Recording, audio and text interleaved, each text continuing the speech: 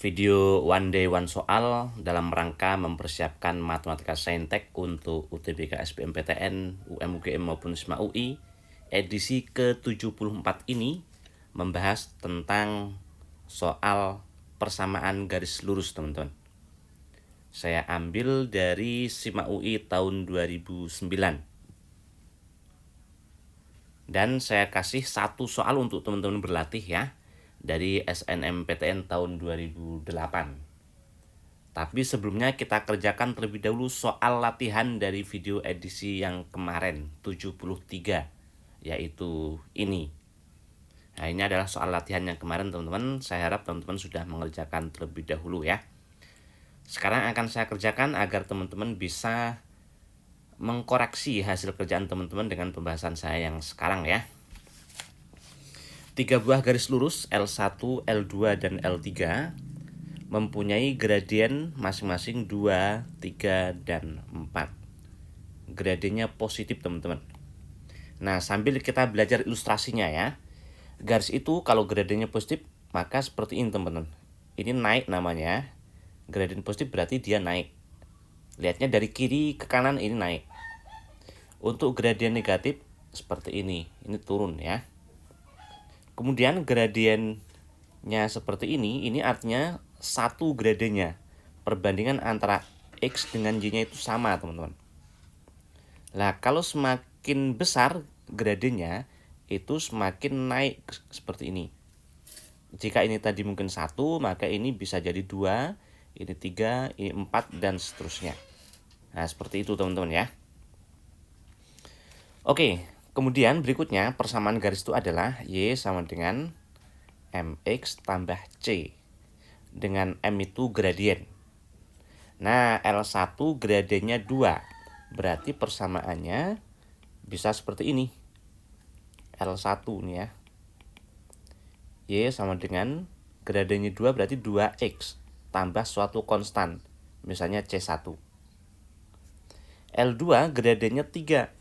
Berarti garis L2 itu persamaannya adalah Y sama dengan 3X karena gradien 3. Tambah konstan yang lain, misalnya C2. Dan L3 gradiennya itu 4. Berarti pasti 4X seperti ini. Tambah konstan yang lain, misalnya C3. Nah, seperti itu ya. Selanjutnya, ketiga garis ini memotong sumbu Y di titik yang sama. Berarti ada sumbu Y, teman-teman. Misalnya seperti ini. Ini sumbu Y ya. Dan ada sumbu X. Memotong sumbu Y di titik yang sama. Nah, kita belum tahu memotongnya itu di atasnya sumbu X atau di bawahnya. Di sini ataukah di sini ya, kita belum tahu ya. Kalau memotongnya itu di sini, teman-teman, maka garisnya itu seperti ini. Yang gradiennya 2. Nah, seperti ini L1. Gradiennya 3 yaitu L2, berarti lebih menanjak ya, ini L2. Gradiennya 4 berarti ini L3-nya. Nah, seperti itu. Itu kalau memotongnya di sini ya. Jika motongnya di bawah sumbu X yang sini, karena gradiennya positif tadi, maka yang gradiennya 2 adalah kita anggap di sini. Nah, ini L1. Gradien 3 yaitu L2 lebih nanjak. Nah, ini L2. Gradien 4 L3 ya. Yang ini L3-nya. Nah, kita belum tahu. Tapi berikutnya, jika jumlah nilai X dari titik potong dengan sumbu X dari ketiga garis adalah 1/9. Jumlah nilai X dari titik potongnya dengan sumbu X. Nah, di sini jumlahnya itu 1/9. Atau kalau dia yang ini jumlahnya 1/9. Kira-kira yang mungkin yang mana, teman-teman? Tidak mungkin yang ini. Ini kan negatif. Kalau dijumlah harusnya negatif dong. Ya kan? Nah, berarti yang sebelah kanan. Oke, kalau gitu ini saya ubah aja ya. Karena keterbatasan ruang nih saya ubah. Nah, saya ulang. Gini jadinya, teman-teman. Sumbu Y ya. Ini sumbu X-nya. sumbu X-nya kurang lurus ya. Ini sumbu X-nya. Dia motong sumbu Y di titik yang sama, tadi seperti ini ya. Ini. Kemudian L1-nya kita anggap yang sana. L1. L2 gradien 3 berarti lebih nanjak. Nah, ini L2. L3 lebih nanjak seperti ini. L3 ini ya. Gitu. Pertanyaannya persamaan garis L2 adalah L2 berarti yang ini teman-teman. Nah, itu L2 ya. Coba perhatikan titik potongnya dengan sumbu X. Nah, di sini ini kita anggap misalnya X1, Y-nya jelas 0 ya. Nah, kita substitusi. Ya, ini jelas kalau X-nya X1, Y-nya harusnya 0, ya kan? Atau kalau Y-nya 0, X-nya harusnya X1 dengan X1 itu positif. Sekarang kita cek, kalau Y-nya 0, X-nya positif nggak di pilihannya itu, teman-teman? Y-nya 0, berarti ini nggak ada, teman-teman. Oh, 117X itu 4. Positif ya. Berarti X kan 4/117. Berarti positif. Berarti ini benar. Coba cek sini. Kalau Y-nya 0, ini nggak ada. Oh, benar ya. Karena X itu 4/117. Berarti itu juga benar. Bagaimana kalau C? Ini 0. Negatif 4/117 itu X-nya. Ya kan? Berarti negatif. Nah, kan salah. Kemudian kalau ini yang 0. X-nya itu 4/39. Positif ya. Berarti benar. Bagaimana yang E? Ini 0. Berarti X-nya itu negatif 4/39. Negatif, berarti kan salah. Ya kan? Nah, coba selanjutnya yang ini. Titik potongnya dengan sumbu Y misalnya 0,Y1. Coba lihat, kalau X-nya 0, ternyata Y-nya itu Y1. Dan dia di bawah sumbu X itu jelas negatif. Kalau X-nya 0, Y-nya negatif, teman-teman. Kita cek ke A, B, D. X-nya 0. Ini 0 artinya nggak ada. Berarti Y-nya kan 4/-39. Kan negatif. Nah, berarti benar.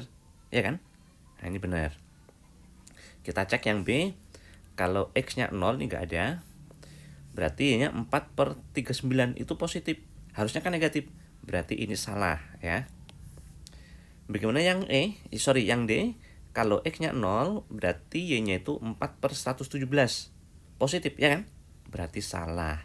Berarti jawabannya yang A.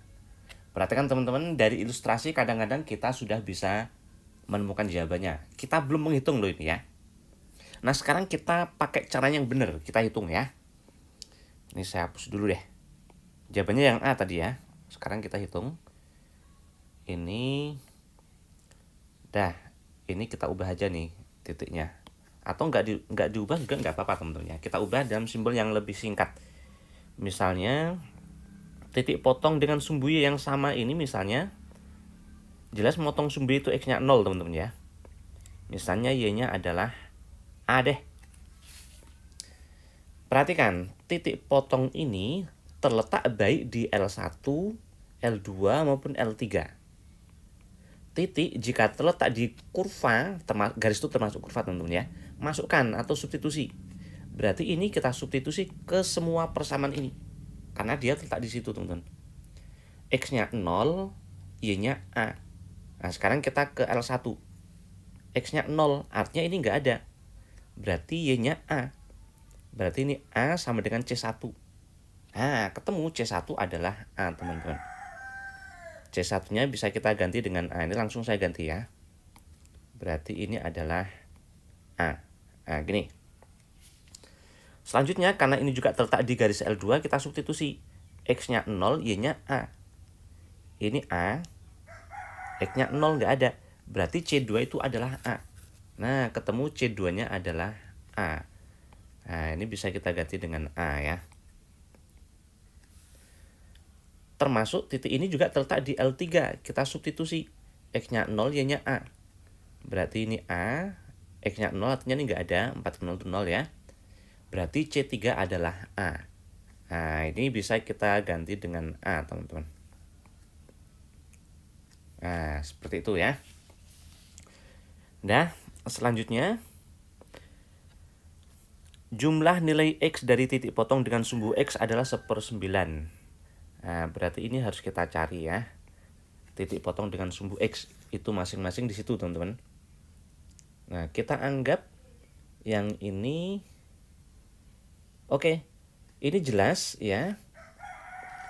Jelas kalau di sini, teman-teman, memotong sumbu X itu Y-nya 0. Nah, ini 0. Ini sama, Y-nya 0. Ini juga sama, Y-nya 0 ya. Nah, titik potong dengan L1, Y-nya 0, X-nya berapa dengan L1? L1-nya ini ya. Y-nya 0 tuh. Berarti ini 0. X-nya berapa? Kita cari L1 nih ya. Y-nya 0, 2X tambah A. Berarti 2X-nya ketemu negatif A. Ketemulah X-nya, teman-teman, negatif A per 2.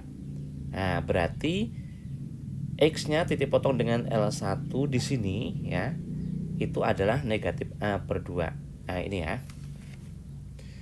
Kemudian titik potong dengan sumbu X dari L2 di sini ya, Y-nya 0. Berarti masukkan ke sini, Y-nya 0, teman-teman. L2. Y-nya 0. Berarti X-nya berapa? Nah, ketemulah 3X itu negatif A. Artinya X-nya berarti negatif A per 3. Itu titik potong dengan L2. A di sini itu negatif A per 3. X-nya. Titik potong dengan L3-nya. Yang ini. Y-nya 0. Nah, kita substitusi ke L3 ya. Y-nya 0 sama dengan 4X tambah A. Berarti 4X-nya adalah negatif A. Ketemulah X-nya negatif A per 4. Itu di sini. Karena dengan L3 dengan ini tadi ya. Nah, itu negatif A per 4. Dan kata soal jumlah nilai X dari titik potongnya itu tadi. Berarti jumlah ini semua, teman-teman, adalah 1/9. Nah, kita jumlahkan ya. Negatif A per 2 dijumlah dengan negatif A per 3 jadi min ya, dijumlah dengan negatif A per 4 1/9. Teman-teman bisa samain penyebut, atau kalau enggak semuanya kita kali dengan KPK atau kelipatan dari 2, 3, 4, 9. Berapa? 36 ya. Nah, kita kali 36. Kali 36 nanti 36 per 2 jadi 18. Negatif 18A. 36 per 3 itu 12, jadi negatif 12A. 36 per 4 itu 9, negatif 9A. 36 per 9 itu 4. Nah, gini. Negatif 18A, negatif 12A, berarti negatif 30A, negatif 39A ya. Sama dengan 4. Negatif 39A sama dengan 4, berarti A-nya ketemu. Negatif 4 per 39. Ini A-nya, teman-teman. Dah. Pertanyaan soal persamaan garis L2. Nah, L2 kan ini. Nah, itu kan hanya A yang belum ketemu ya.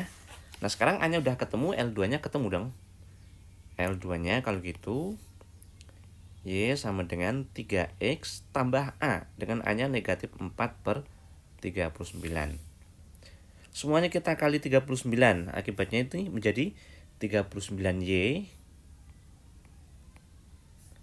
sama dengan ini kali 39. 9 kali 3 itu 27. 3 kali 3 9 tambah 2 11. 117 ya. 117X kali 39 tinggal 4 ya. Nah, gini. Inilah dia persamaannya, teman-teman. Ternyata semuanya itu X-nya diubah positif ya. Dan Y jadikan satu ruas. 117E berarti negatif 39Y. Negatif 4 pindah ruas jadi positif 4. Inilah dia jawabannya. Yang A. Seperti ini kalau dihitung, teman-teman ya. Tapi dari ilustrasi tadi, kalau ilustrasinya benar, kadang-kadang kita sudah cukup untuk menemukan jawabannya, teman-teman ya. Oke, selanjutnya kita kerjakan soal yang saya bagi sekarang dari SIMA UI tahun 2009. Jika suatu garis lurus yang melalui titik ini tidak memotong maupun tidak menyinggung parabola, Maka gradien garis itu adalah M, dengan M-nya itu yang mana?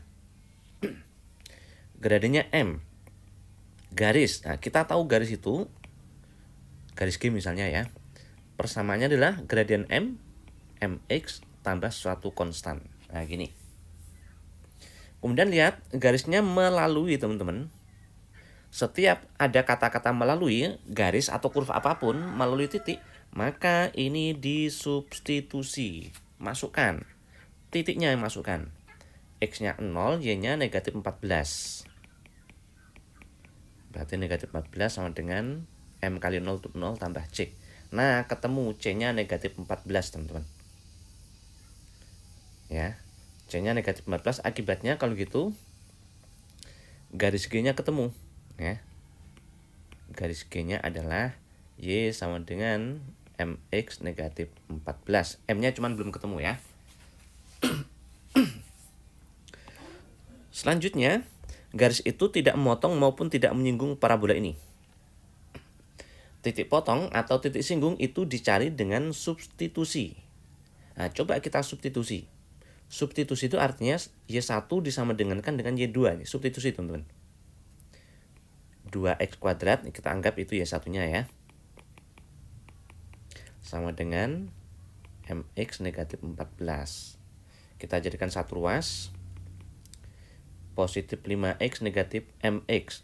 Positif 5 negatif MX. X-nya kita keluarkan ya. Negatif 12, positif 14. Positif 2 ya. Sama dengan 0. Perhatikan ini menjadi persamaan kuadrat. Akarnya ada 2 ya. X1 sama X2. Nah, persamaan kuadrat ini, teman-teman, mungkin punya 2 akar, mungkin akarnya 1, mungkin dia tidak punya akar. Dan itu tadi karena ini hasil substitusi dari parabola dan garis, maka itu adalah hubungan parabola dan garis. Artinya seperti ini. Jika dia berpotongan, nah ini artinya ada 2 titik yang berbeda. X1 dan X2 itu berbeda. Dan kita tahu persamaan kuadrat seperti ini punya 2 akar yang berbeda, itu syaratnya adalah D-nya harus positif. Nah, berarti kalau berpotongan D-nya positif. Sementara kalau bersinggungan, nah ini artinya X-nya tuh hanya ada 1. Jika ada 1, maka X1 dan X2 itu sama. Dan kita tahu persamaan kuadrat punya 2 akar yang sama, itu syaratnya D-nya sama dengan 0. Berikutnya, kalau dia tidak memotong, tidak menyinggung, berarti seperti ini. Artinya X1 dan X2 ini tidak ada. Tidak punya akar. Persamaan kuadrat tidak punya akar, itu syaratnya D-nya negatif. Nah, untuk soal kita ini tidak memotong, tidak menyinggung. Berarti D-nya negatif, teman-teman. Apa itu D? B kuadrat negatif 4AC ya. Kita cari A, B, C-nya dulu. Ini adalah A, ini B, dan ini C. Dan syaratnya D-nya negatif. B kuadrat 5 negatif M kuadrat negatif 4 AC, ini negatif. Kemudian ini menjadi 5 negatif M kuadrat negatif 4 kuadratnya itu 16, teman-teman ya. Negatif. Teman-teman boleh menguraikan ini, jadikan satu dengan sini, kemudian difaktorkan. Atau kalau enggak diubah seperti ini. Karena kalau bentuknya seperti itu, teman-teman, itu sama seperti bentuk A kuadrat dikurang B kuadrat. Nah, itu kan jadi A tambah B dikali A kurang B. Jika ada bentuk kuadrat dikurang, maka hasilnya adalah A dan B-nya tinggal ditambah dikali dengan A dan B-nya dikurang. Dan ini kan kuadrat dikurang, berarti sama, teman-teman. Kita tambahkan 5 kurang M ditambah 4. 5 tambah 4 itu 9 ya, kurang M. Dikali kurangi A kurang B. 5 kurang M kurang 4. 5 kurang 4 itu 1. Negatif M. Nah, seperti ini pemfaktorannya ya. Selanjutnya, karena ini adalah pertidaksamaan, kita gambarkan nilai dari ruas kiri ini pada garis bilangan.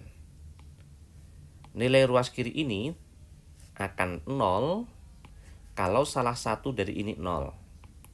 9 kurang M sama dengan 0 berarti M-nya 9. 1 kurang M 0 berarti M-nya adalah 1. Berarti persis di 1 sama 9, nilai dari ruas kiri ini adalah 0 teman-teman. Nah, nilainya 0.